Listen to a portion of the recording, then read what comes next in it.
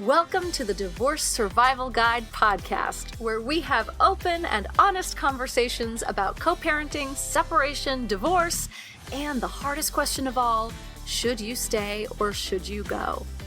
I'm Kate Anthony, your divorce survival guide, and I'm here to help you navigate some of the roughest waters you've ever swum in and answer some of your toughest questions.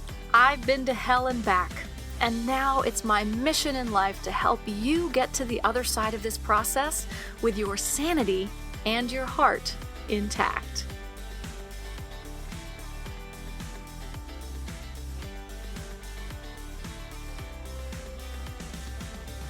Hey everyone, welcome back.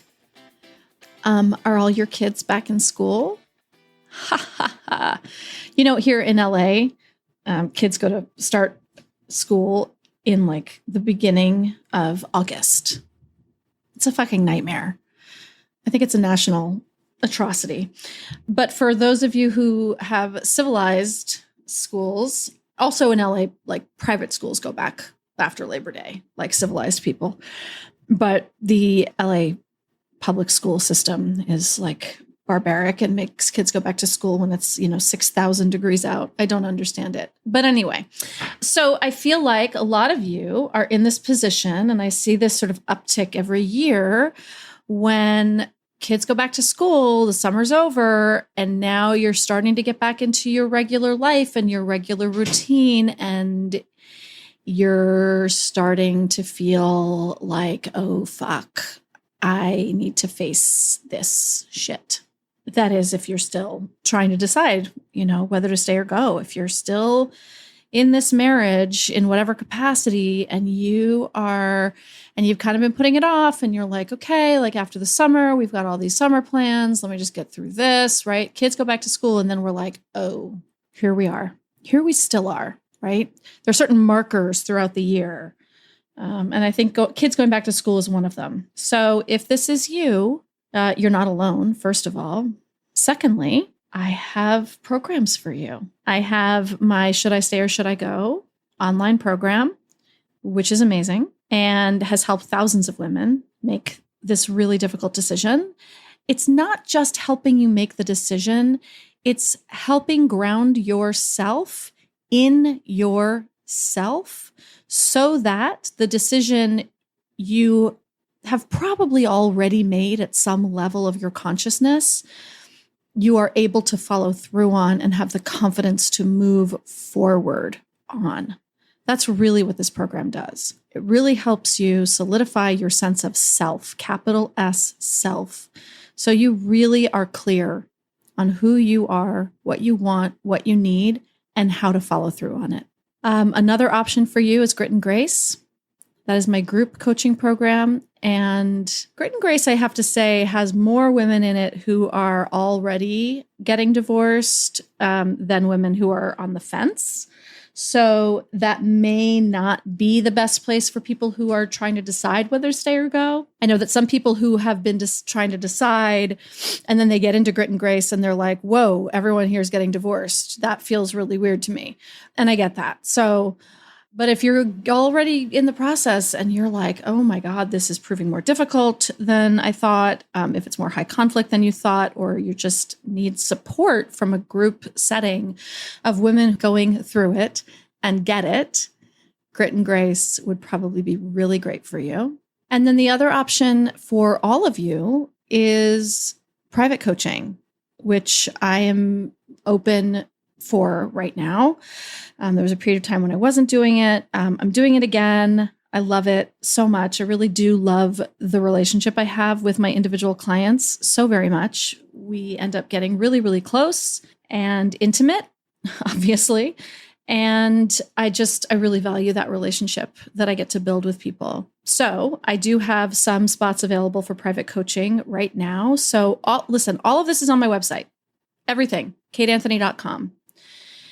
kateanthony.com. If you click on Grit and Grace, you'll get Grit and Grace. If you click on Should I Stay, you'll get my Should I Stay or Should I Go program. If you click on private coaching, you'll get private coaching. So kateanthony.com is the place for all the things. That brings me to my episode today. on the podcast. I have Dr. Amelia Kelley back with me again.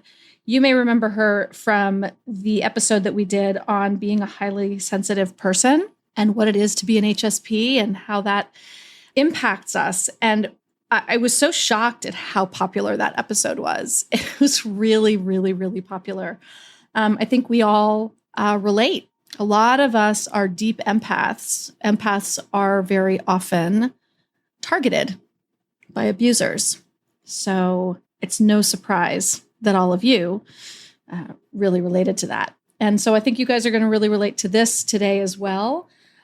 Amelia is out with a new book, Gaslighting Recovery for Women, the complete guide to recognizing manipulation and achieving freedom from emotional abuse. Hello. So I love this book because it is part information and, giving you understanding. And then it is a lot of workbook. So for those of you who like to get a book and write in it and write shit out and really get sort of deep with how to heal from gaslighting, this book is great. It's colorful. It's a workbook. It is a workbook, and it will help you heal. Dr. Amelia Kelley, it should be noted, she's an integrative trauma-informed therapist focusing on women's issues, survivors of abuse and relationship trauma, highly sensitive persons, healthy living, and adult ADHD. She is an adjunct professor of counseling at Yorkville University and a nationally recognized relationship expert featured on SiriusXM's Doctor Radio program, The Psychiatry Show. She's been featured in Teen Vogue, Scary Mommy, Yahoo News, Well and Good, and Insider, and also the Divorce Survival Guide podcast. She's amazing. She's also my coach. Full disclosure. I love and adore Dr. Amelia Kelley. So here is my conversation with Dr. Amelia Kelley.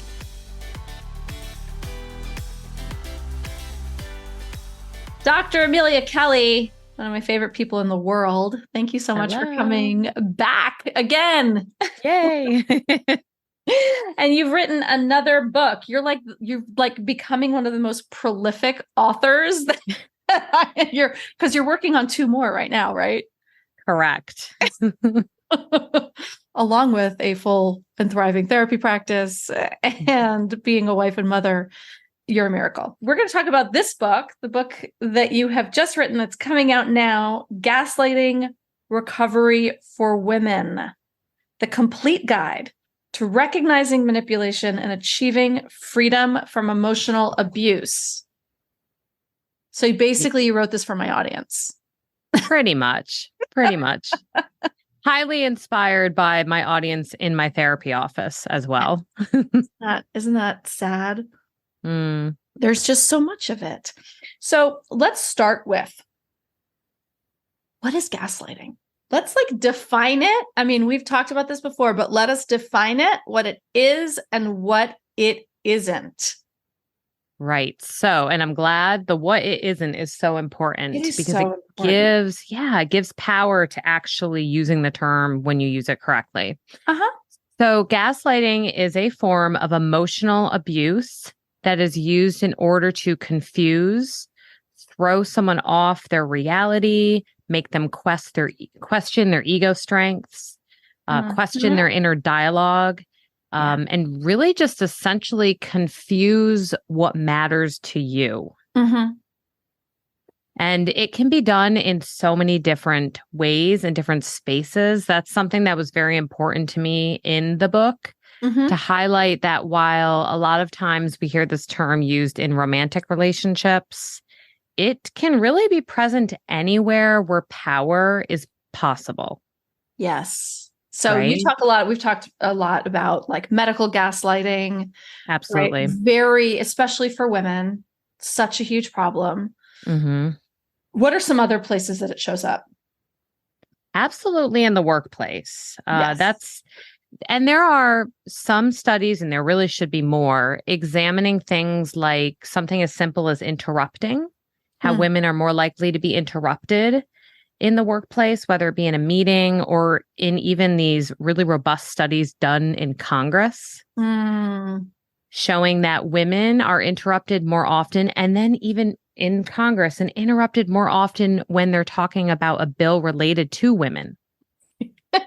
Yeah. Sit down, little lady. Let me tell you about your body. Now, why is interrupting gaslighting? Because we were going to talk about what it is and what it isn't, right? So it's interrupting itself is not True. gaslighting, right? True. So what is the gaslighting in there? So the gaslighting happens when the person responds to their poor behavior. So the interrupting being the poor behavior, being the neglectful, abusive behavior that it can be. And the gaslighting is when you speak up or you express that it wasn't okay, or you're frustrated, or even if you're speaking to someone else about it, not even the person who did it to you, if that poor behavior is minimized, if it is trivialized, if it's, well, no, it just happens. It's not a big deal. Mm-hmm. It's just how it is. Mm-hmm. That's gaslighting, because it's making you question whether or not the thing that bothers you should bother you, and whether it's even valid to be concerned about when it is. Right. I feel like I've been interrupted. I get interrupted more often. No, you don't. You don't even know what you're talking about. That's like everyone interrupts. Everyone talks over each other. Like, right. It's the minimization that makes you go, oh, okay, maybe I'm not, maybe I'm wrong. Maybe I'm hypersensitive. Maybe there's something wrong with me that I feel this way. Mm-hmm. Right. Yeah. So gaslighting, and the other thing that I hear all the time is people like, lying is not gaslighting. No. The act of lying is not gaslighting. It is the denying that there was a lie. It is blame shifting to make you feel like, what's wrong with you that you think I'm lying? You're really suspicious. You seem really like, why are you, what happened to you that you're so suspicious all the time? Right? That's the gaslighting. Right. I'm glad you brought up lying. That's an interesting nuance to explore, because the most important thing when determining if you're being gaslit is looking at the intention behind the behavior. So let's say someone lies because they are deeply insecure, or because they are, which can also inspire people to gaslight, or they're trying to protect a poor behavior they've done, or maybe they've done something that could get them into trouble. So they're going to lie to get out of trouble. They're going to lie to keep from upsetting someone. They're going to lie to protect their ego. These are not gaslighting lies. Right. They're more self-protective in nature. When it becomes a gaslighting lie, if you will, let's take something that would look so similar so we can really decipher the difference. Unfortunately, and you've probably done episodes about this, but when it comes to addiction, there can be a lot of lying. And so if someone is protecting their addiction with lies, and their partner or someone who is concerned confronts them, and then they lie to cover it up, that's the lie. But if they then project back and say, you know what, you're just overly suspicious of me, you don't know me, you can't tell what I'm doing. If they start to weaponize your own sense of self, your own sense of reality within the relationship, that is when the lie is shifting away from a simplistic lie to protect oneself into trying to change your sense of reality, and it is gaslighting. Yes. Perfect. That's a great example. In the start of the book, you list 7 gaslighting techniques and tactics. And these are tactics that are used by abusers, to gaslight. That's what it is. They're tactics that are used to gaslight. Do you want to run through these? I think they're really interesting examples. Sure. And it is one thing I like about highlighting them as gaslighting tactics is some of these can be tactics used in other ways too. So again, this is why education about gaslighting is so important, because it's so specific and nuanced, that understanding the difference between, for instance, we were just talking about denial, right? And lies. Right. Yes. So denial, as we were saying, when it's just getting out of trouble, versus denial for gaslighting, usually that's the beginning. I would say that's kind of the beginning stage of when someone's setting you up to be gaslit. I never did that. I never said that. I never thought that. I never wanted that. Even if they outright did it and you have proof. That right there is a very good example of when someone's just really denying what is right in front of you. Mm-hmm. Another one would be withholding, Mm-hmm. saying where they will be having an interaction with you. And in order to make you doubt whether or not what you're saying is valid, they'll say things like, you really make no sense, or you talk too fast, or you don't really know how to express yourself. They're withholding your self-esteem, your sense of self. They're acting as if they can't possibly understand you because you are not understandable. I see. Okay. Yeah, that's interesting. That's a different definition of withholding than I usually see. So that's interesting that they are withholding your sense of self by saying that you're flawed.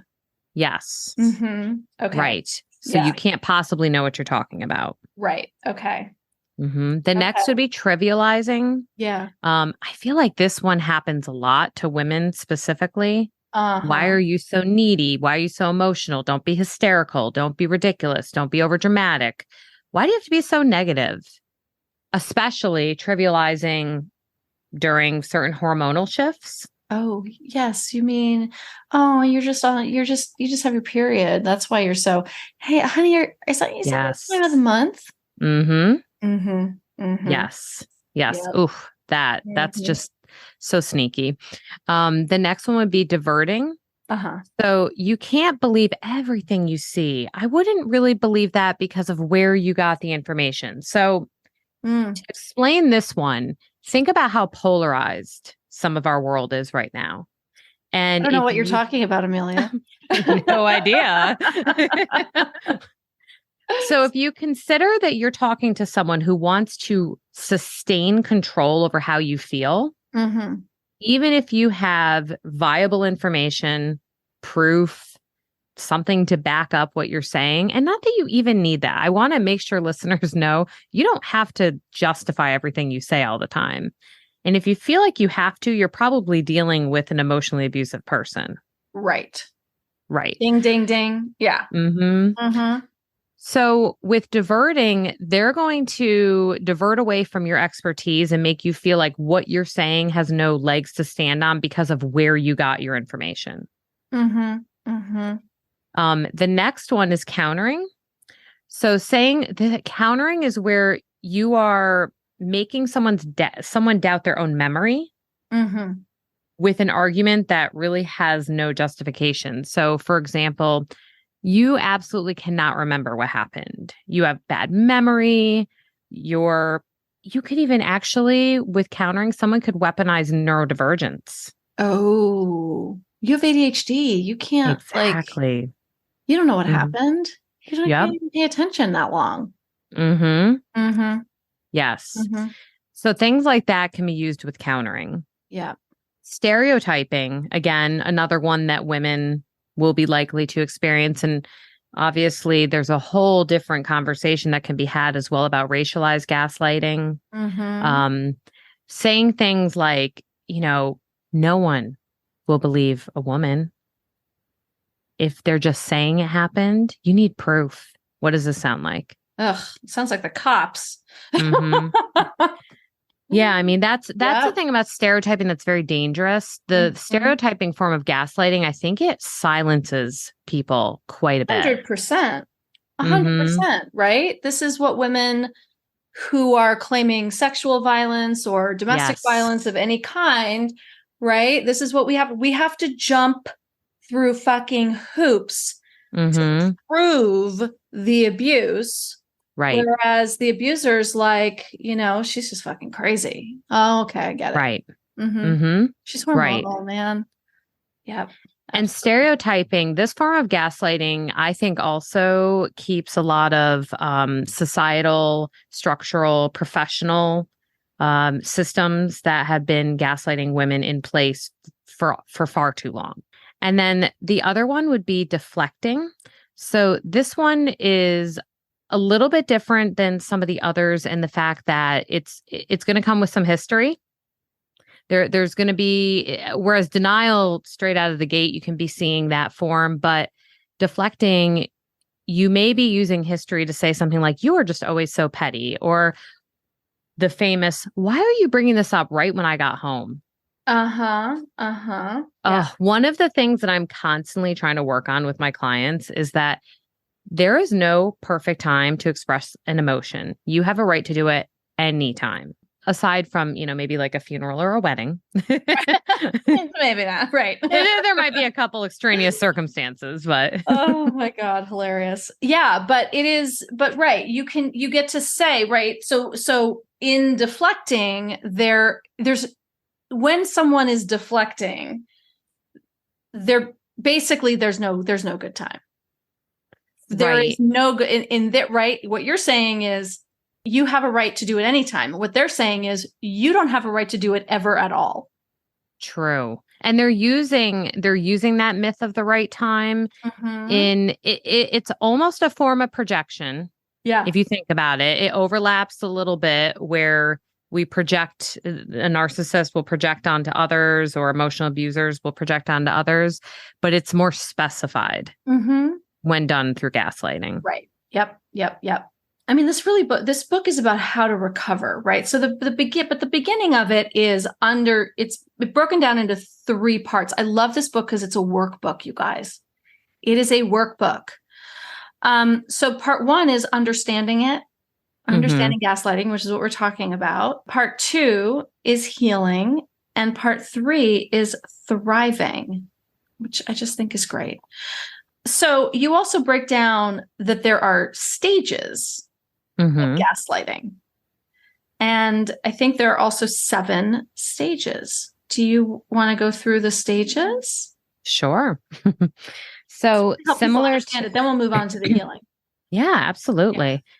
And part of the understanding piece also that I do love was getting to share some real life examples of folks who have experienced these stages, and knowing that it's not always obvious. Actually, it's fairly almost always never obvious, because that's the whole purpose. The whole point. Right. That's exactly the whole point. Right. Right. Yeah.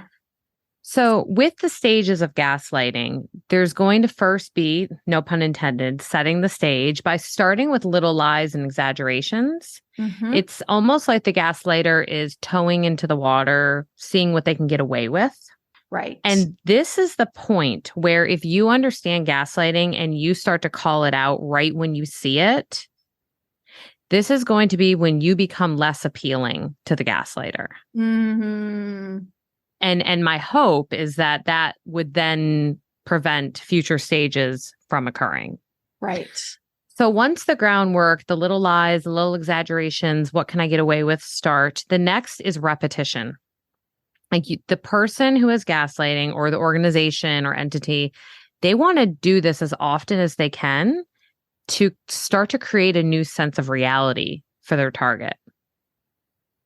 And I mean, if you think about it on a kind of mass level, think about how many times we're spoon-fed the same story over and over in media about something that is not accurate. Right. And the more you hear it, the more likely it becomes, well, could it be true? Right. So without repetition, was the election stolen? No. No, it fucking wasn't. Sorry, go on. No, I love it. So at this point, with these repetitive, this repetitive stage, this is where in the book I was highlighting that this is where patriarchal systems or destructive cycles have really rooted. From there, when possible, and I say when possible because it might stop there if it is, say, for instance, a a medical gaslighter, for instance. They're going to lie and exaggerate. They're going to repeat their messaging, but they know if they escalate too much more, they could put their license in jeopardy, or they might, get reported, for instance. So that's the thing with medical gaslighting that I want to point out, that sometimes the outcomes of medical gaslighting are so dangerous and so detrimental, but it doesn't have to progress too far through all the stages for it to be a problem. Right.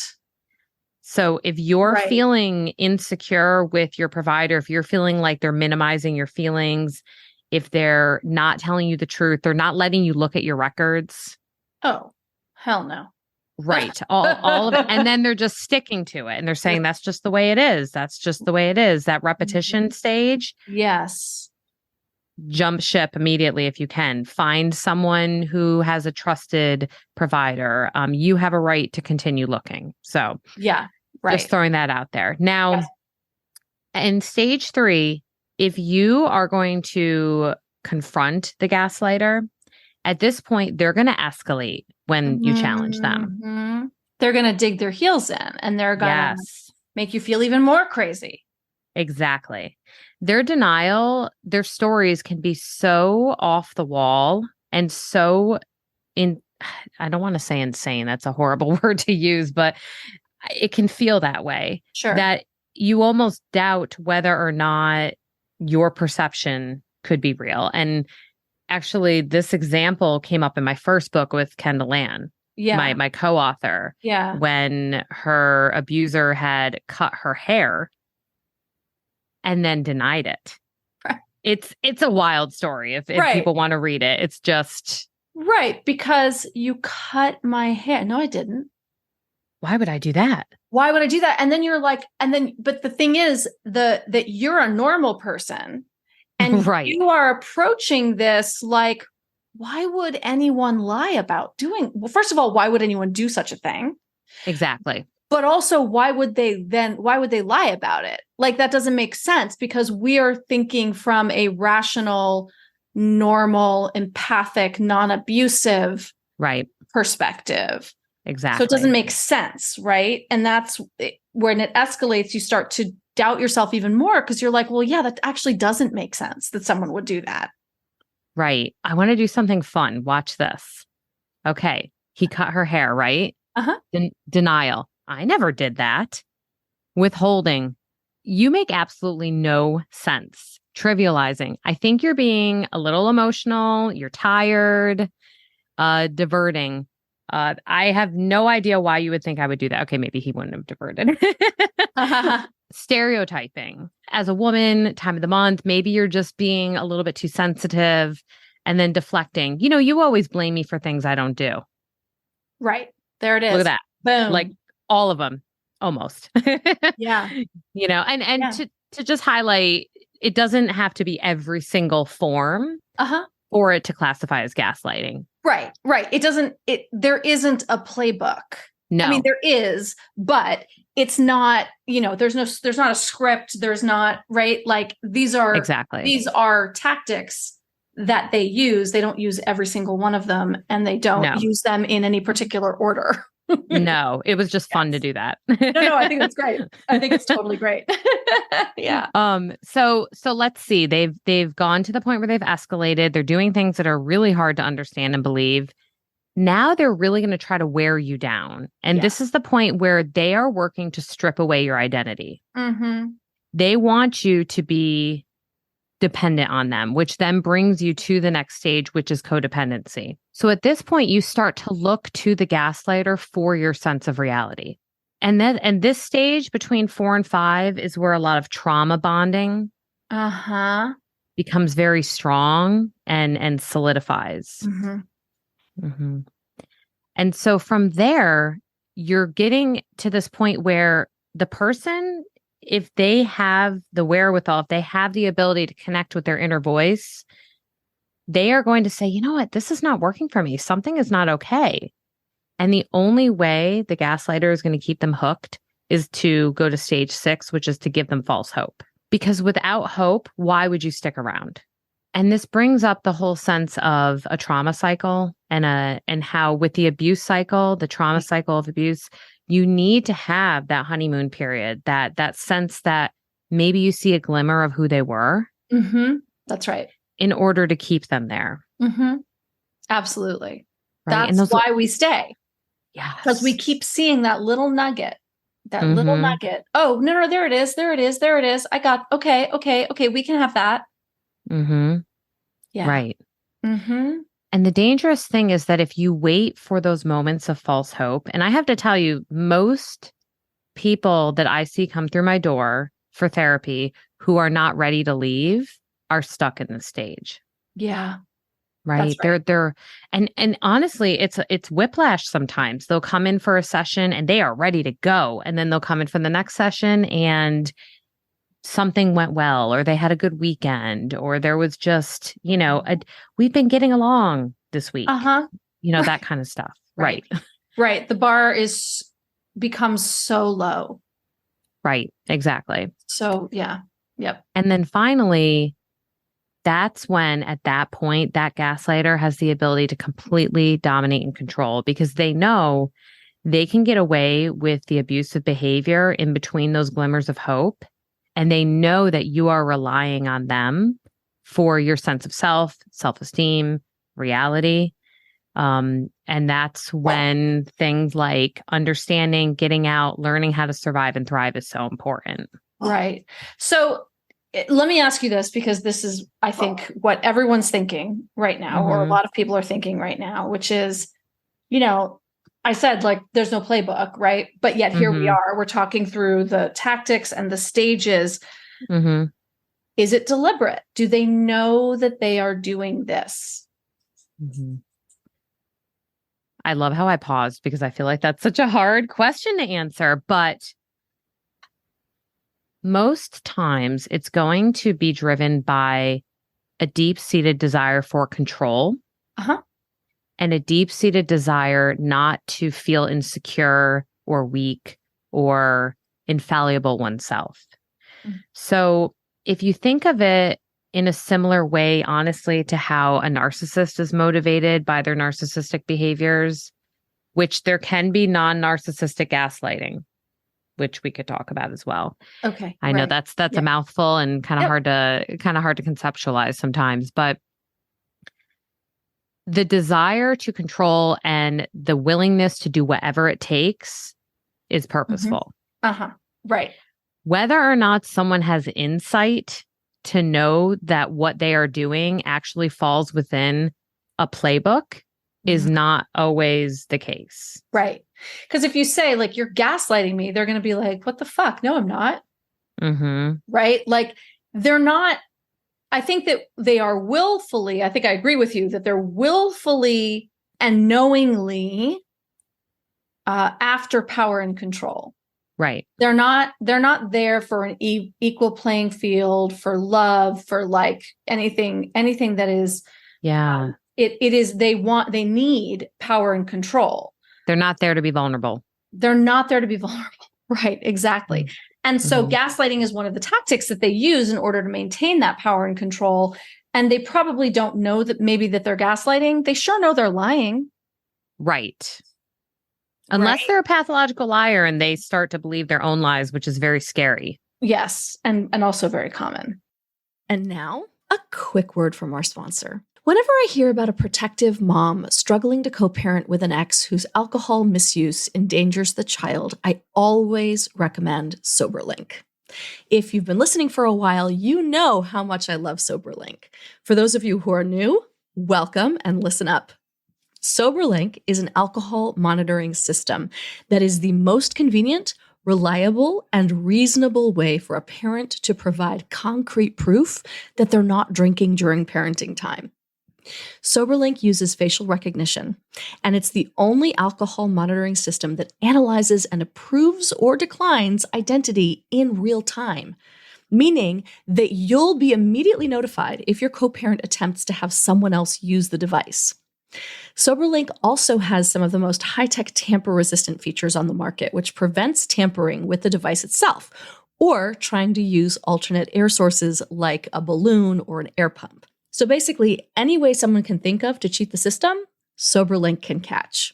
If someone tests positive for alcohol, SoberLink requires additional tests to confirm the non-compliant results. If a positive test happens, the system's retest cycle begins, allowing the co-parent to retest every 15 minutes, up to 6 times. Upon request from their in-house compliance department, a drinking evaluation is delivered to you to confirm the non-compliant result. SoberLink has 2 programs. There's a parenting time only program, and then there's a daily testing program. Both programs operate using scheduled testing. So for example, a testing schedule might be that you ask the co-parent to test before their parenting time and then during parenting time. And this helps you feel confident that your co-parent is parenting sober. And if there is a positive test result, you can write into your agreement that parenting time will be reevaluated. SoberLink's reports are admissible in court. And in fact, SoberLink is recommended by courts in all 50 states and in Canada. If you have any concerns about your child's safety while with the other parent, there is no better way than SoberLink to put your mind at ease. For an exclusive $50 off of your device and to download the resource I created with SoberLink, Checklist for a High Conflict Divorce, visit www.soberlink.com/DSG. And now back to our show. This creates in us, right, a lot of mental health issues because Absolutely. the design of gaslighting is to make us doubt our own reality. It's to make us doubt our completely lived, like, empirical evidence, our experience that is like right before us. It makes us doubt it. And that fucks you up. It does in so many ways. Clinical terms, right? It's my new diagnosis. You're fucked up. I know. No, you cannot see your record. No, I'm just kidding. I cannot see your record. You're fucked up. Oh my God. And it causes PTSD, right? And CPS, PTSD. What are some other, ways that it fucks us up? Well, when you were saying losing a sense of self, one of the big things that I think people don't always, we use these terms so interchangeably that I think we forget they're different. And it's self-esteem versus self-confidence. Oh, yeah. Right. 100%. And so confidence is, feeling that you are able to try things that are difficult regardless of the outcome. That's really what it comes down to at its core. I love that definition. That's great. Right. Whereas self-esteem is the knowing that you deserve to be treated well because you are a human. That your life as a human, you're just by the sake of being, value. Exactly. And when you lose a sense of your inner voice, your inner reality, which then affects your outer reality, one of the very first things to suffer is your self-esteem. And so you can start to question whether you deserve to be treated well. And with respect and with safety. And so you can see how this would directly impact relationships, what you are or are not willing to put up with. For example, oftentimes it can be hard to understand why someone struggles to get out of an abuse cycle. But if self-esteem, which at the core allows you to understand you deserve not to be abused, is destroyed or it is worsened because you were gaslit, where is your base to stand on? Right. That's right. Right. That's right. And that is why in my programs, right, when I do my Should I Stay or Should I Go program, either, the online program or with clients in person, we start with self. I don't start with he's doing, we talk about all of the stuff that quote, he's doing, but the healing has to start with the self because you have to build that self-esteem. So you start to actually recognize, oh, I am worth more than that. right? I And love then we that. can talk about all that he's doing for, till the cows come home. But if you are not actually grounded and rooted in yourself, in your sense of capital S self, that has nowhere to go. Right. And, it's interesting. For years, that's been something when I have someone come in who is contemplating. I have not coined the term as fantastically as you have, but I would ask my clients, Yeah. am I helping you stay or am I helping you leave? Right. Yeah. Because I need to know You need to know. Right. In what way do you need me to support you right now? Because learning how to leave and getting that ability to leave, it can look very different. There's strategy involved. There's support systems to put in place. It's an action. Right. Whereas if I'm helping you stay right now, I've used that term. I think you and I have chatted about fortifying the self. Yeah. Right. Yeah. And making sure. I remember helping a survivor leave an abusive relationship by helping her get diagnosed with thyroid disease. That's where we started. She had symptoms, right? She had symptoms that were just making her feel unhealthy. And we realized that her lack of physical health was impacting her ability to stand up to this abusive relationship. So we had to start there.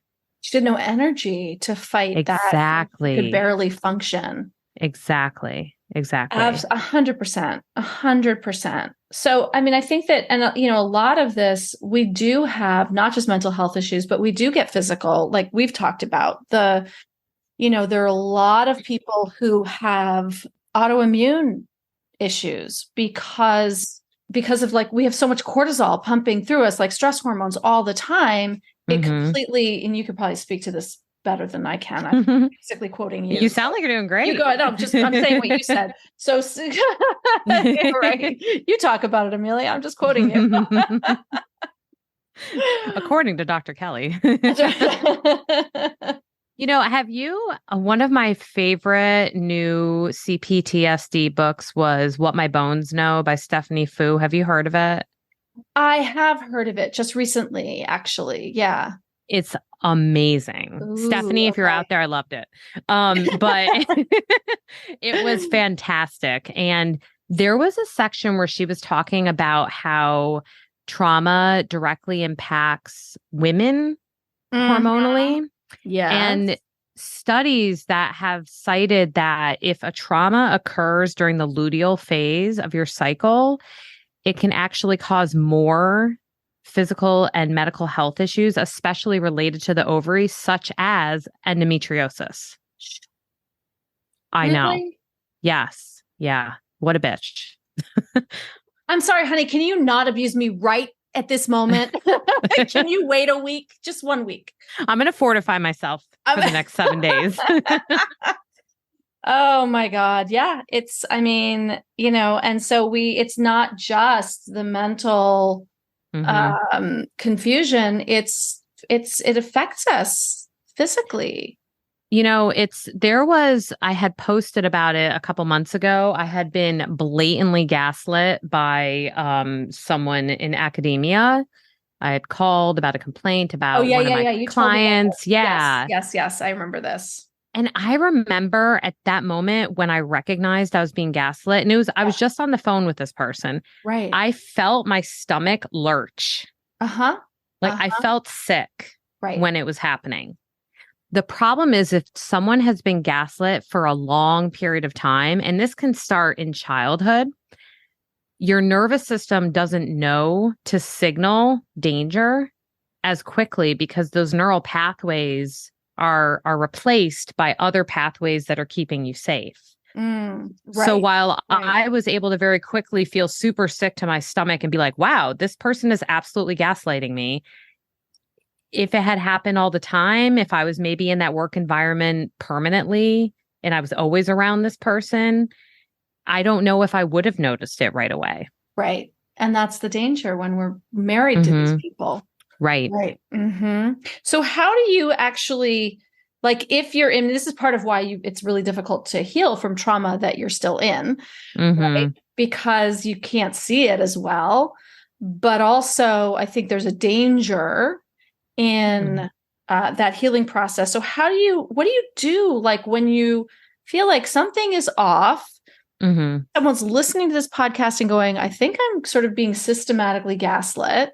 Mm-hmm. It seems like my recognition time is not as, or, ability to recognize is maybe not as sort of finely honed, but yet they want to do something, but they're still in it. Like, how does that, this is, I think, the conundrum, right? This is the catch 22. It is. And I think where things like no contact versus limited contact play a role. So if you're hypothesizing someone who's in it and can't get out of it, the first step would be listening to something like this and understanding what is happening. So recognizing if you are chronically experiencing self-doubt or confusion, if you find you're over apologizing all the time, you're starting to invalidate, you can actually get into a cycle where this is happening so much where you start to naturally almost self-gaslight. Absolutely. Right. And you minimize and trivialize your own feelings as they occur. Right. Yeah. That's why something as simple as journaling is really important, because it's you taking what you're thinking and feeling and projecting it back out somewhere. So that's number one, identifying. Number two, and this is the limited versus no contact, create space in whatever way you can. Right. The less time you are exposed to this, the more likely you too will get that lurch in your stomach when it happens. That's right. You need perspective, right? Yes. Like you need that perspective to for it to actually give you that lurch, right? Yes.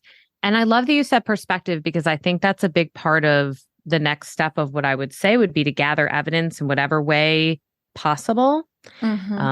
So for instance, if it's a work form of gaslighting or medical gaslighting or systemic, I mean, get your evidence, get those emails together, get the facts. In my book, actually, I do have a fact-checking tool that you can use within just your own relationship too. Right. You are not being over the top or overly sensitive. If you want to start writing down what's happening to you, you're being smart. Right. That's right. And I think writing it down too, and like, it happens all the time. Like in my Facebook group, someone will just sort of like spout this whole thing and then be like, am I crazy? And I will say, go back and read what you just wrote. Right. Like read it again and imagine for some perspective that your daughter shared this with you, that your best friend wrote this to you, right? Like shift yourself out of the seat of the one who's experiencing it and put yourself in the position of being the one who is receiving this information. And how might you respond differently? What do you know to be true outside of your own experience, right? Especially if you struggle with self-esteem, you probably also struggle with self-compassion. And so doing your exercise, basically what you were saying, it can kind of safely manufacture compassion. Right. Yes. Right. Totally. Absolutely. What you were just listing is your sort of action plan, right? For to establish safety, right? So you're going to identify it. You're going to create the space. You're going to gather evidence, and then you're going to involve a supportive person. Right. So your therapist, your coach, your HR yes, manager, definitely. Right? Domestic violence hotline. Yes. Yes, because that's the other thing. The gaslighter, remember, they do not want you to share anything. Right. It weakens their efforts. Oh, yeah, absolutely. So for a narcissist or an abuser or a psychopath, sociopath, somebody, those personalities for whom outward appearance is everything, right? They'll do everything right, in front of the door, but behind the door, they behave very differently. and they want to be liked and they want people to. So the idea that you might be telling people could be very dangerous. They even get highly protective over therapy, over whether or not, right? Over whether or not, right. The most common thing I notice abusers or gaslighters try to do to my clients is contact me and ask for a couples session. Yes. Ain't gonna happen. That's right. No, absolutely not. Especially singularly. Let's talk one more time on the podcast about why you do not go to couples. Like, first of all, as an individual therapist, you don't bring in the couple, right? Like, no. Can we please talk about this, Amelia? Because it happens. I see it all the time. Individual sessions as part of couples therapy. If the mandate is couples therapy, individual sessions as a part of that is normal, right? Right. Very normal. Beyond that, take it away, Amelia. When you are in a one-on-one therapy setting, that is a confident space. That is a space for you alone.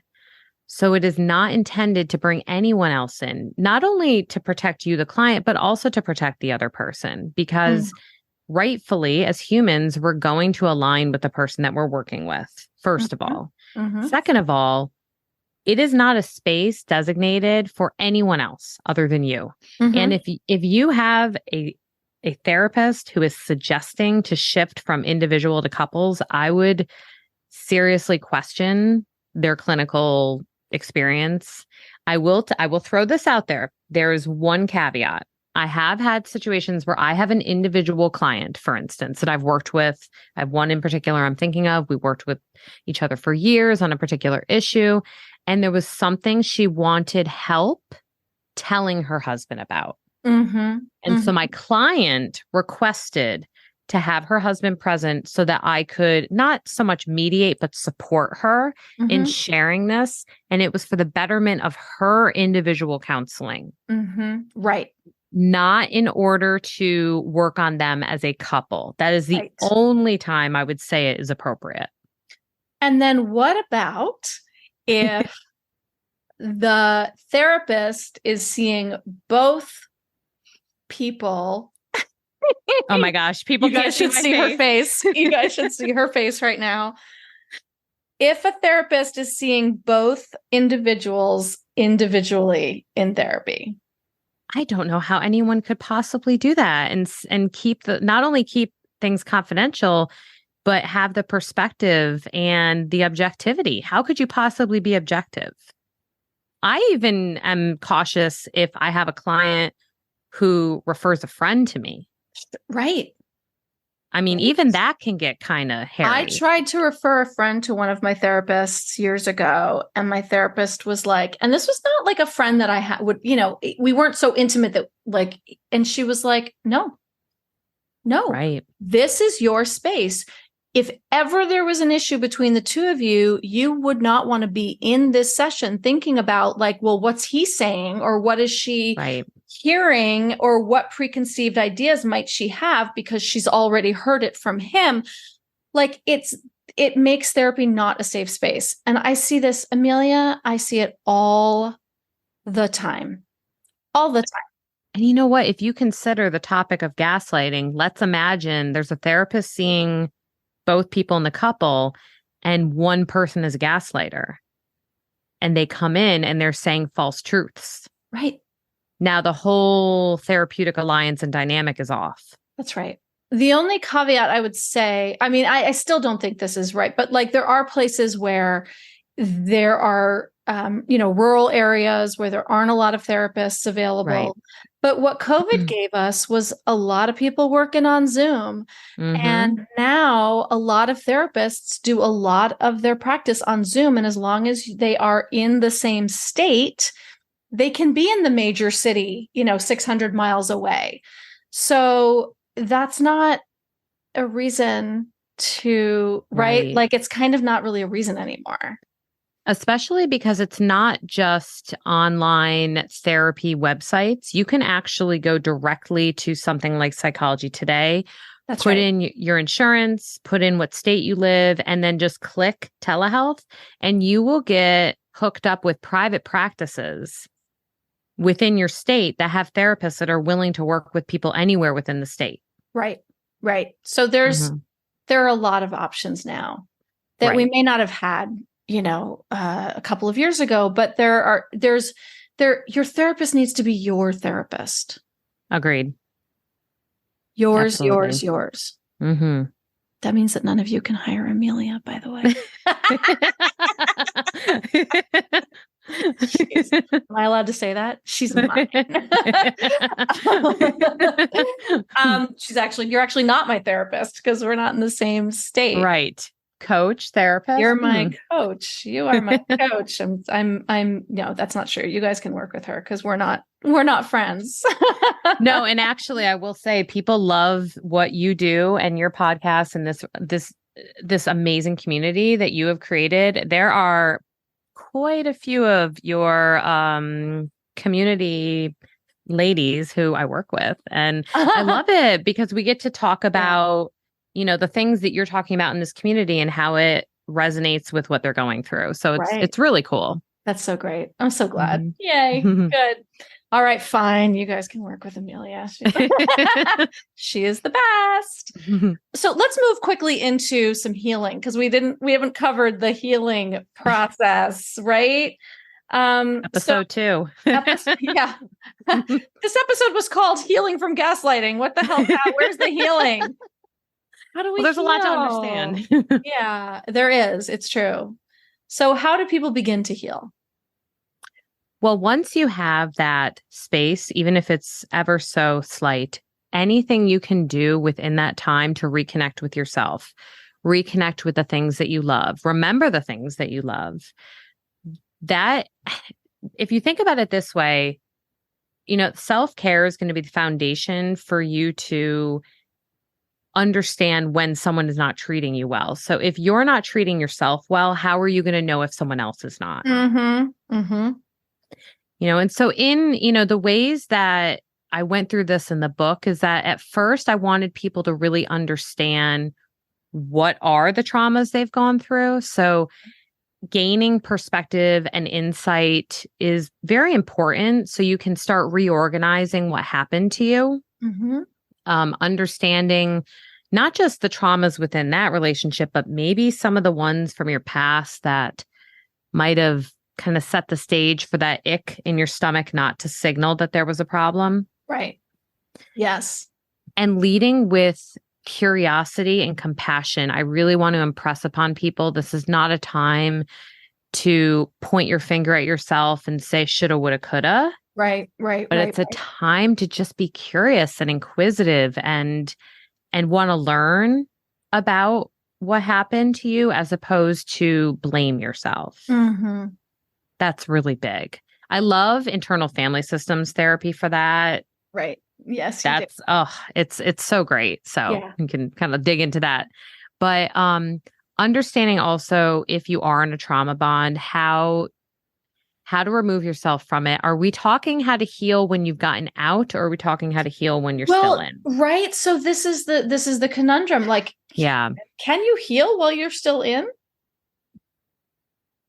So similar to what we were saying earlier, I think there's a way to enhance your relationship with yourself. I think if you're still in, but you can gain other relationships outside that relationship, it might look like getting a job. It might look like going and just picking up, I know a hobby sounds trite, but just anything that's yours and yours alone. Yes. And I don't want to minimize how difficult it can be to get a job. I was just kind of throwing that out there because no, but it is important, right? Like people who have maybe been stay-at-home moms who have maybe lost their own identity and their sense of self separate from, in motherhood, which we all do, by the way, to get a job and to start being out among the people, like it can be so healing.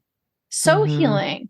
I have a friend whose wife had been a stay-at-home mom and she didn't have to work. She had family money, but she was so lost and confused and desperate in her life, and this had nothing to do with gaslighting, she went and she got a job at like a local clothing store, a little boutique. She like, it wasn't anything that was gonna, she wasn't gonna, become a, rocket scientist, like, but it gave her a sense of purpose to get up every day and have somewhere to go. And it completely changed how she experienced the world. And I think that's a really important lesson, Absolutely. Yeah. Because if you think about the idea of purpose, I mean, that's really the kind of the beginning of that whole existential, what am I? Why am I here? And think about when you've been gaslit, you're so much more disconnected from all that because their goal was to disconnect you from all that. Right. And so exactly. One of the trauma cycles or one of the trauma responses that I really do try to make sure people understand and address, though, is codependency. So an organization such as coda.org, I love. They have lots of resources. They also have online and totally anonymous meetings you can go to, even if you don't have one in your area. So understanding what that looks like and how to start setting more boundaries is very important. Practicing boundaries when you can in little incremental ways. All these little efforts bring you closer to being able to heal from gaslighting. And, to me, it's all about building up your sense of self, right? Capital S self. That the more, I think one of the key ingredients of self-esteem is self-knowledge. And so, right, like when we have sort of been living in a fog for so long, whether it's because we, just sort of lost ourselves in motherhood and hormones and like everything going completely kerflooey, or whether we've been gaslit and our reality is being challenged all the time, the more that we can ground ourselves in knowing who we are. And sometimes that is, a hobby, like, oh, right, I forgot I like to do this thing. And it makes me feel good about myself when I do it. Right. And so the building of self-knowledge, the more you know yourself, the more you value yourself. Right. And, sometimes working with trauma survivors, they ask, okay, when are we going to do the trauma work? Like, I want to do the trauma work. And while they're talking about like really amazing treatments like brain spotting, EMDR, trauma sensitive yoga, they want to like get into it. I have to sometimes remind them, meditating or journaling or drawing or walking, like anytime you're doing the opposite of what your abuser would have done to you, that's a form of healing and that's a form of trauma work. That's right. And we spoke earlier very, very quickly about compassionate self-talk. That's super important. Yes. When overcoming from gaslighting.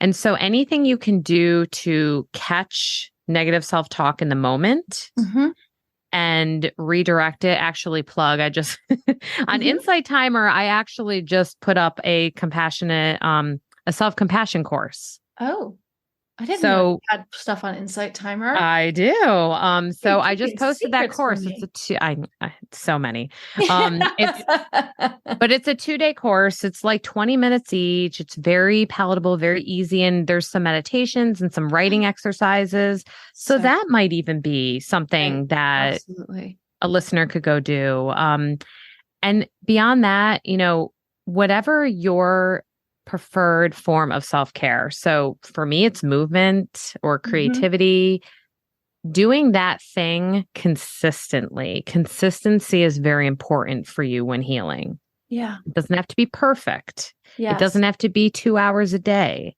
It could be 2 minutes. Right. That's right. There's so much more, but you guys have to get the book, Gaslighting Recovery for Women by Dr. Amelia Kelley. There obviously will be links to it in the show notes. And I want to link to your Insight Timer as well. That would be really yes, cool. I'll send that to you. So you guys, this is an amazing book, Gaslighting Recovery for Women. Get it everywhere you get your books. And where can everyone find you, Amelia? Well, on Instagram at Dr. Amelia Kelley, Kelley with an EY, or ameliakelly.com, we're working every day to make it a fun, interactive space where you can actually do meditations and workbook activities and read articles and do all the things in one spot. So, wow, amazing. I'm excited about that. Yay. All right, Amelia, thank you so much. Congratulations on this book. So great. So amazing. Underline. This book, because she's writing so many more. And I just adore you. And I love having you on the podcast and tapping your wisdom. You're the best. Oh, thank you. Thanks for tuning in to another episode of the Divorce Survival Guide podcast. If you like what you hear, head on over to Apple Podcasts or wherever you listen in and leave me a review. And don't forget to follow me on Instagram at The Divorce Survival Guide. I'll see you next time, and until then, remember, you, my love, deserve to be happy.